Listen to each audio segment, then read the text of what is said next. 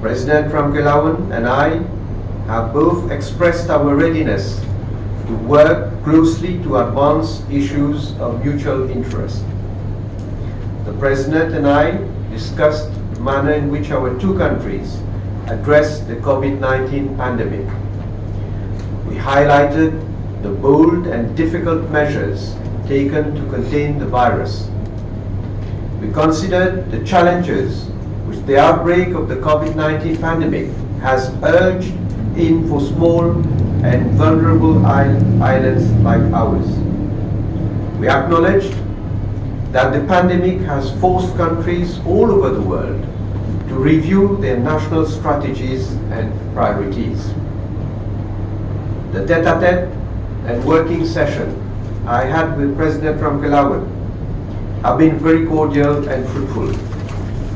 We had the opportunity to review the status of our bilateral cooperation in a number of areas, including trade and investment, defense and security, fisheries, arts and culture, tourism and sports, and of course to explore new avenues of cooperation.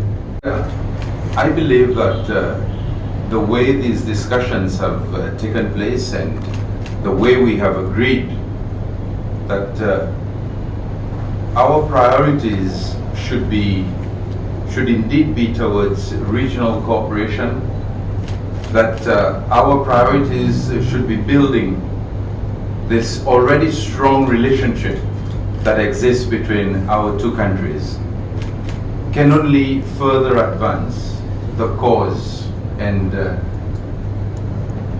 areas of greater responsibility for both our peoples.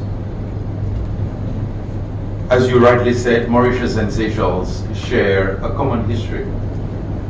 We are reminded that Seychelles and Mauritius formed one colony until 1903.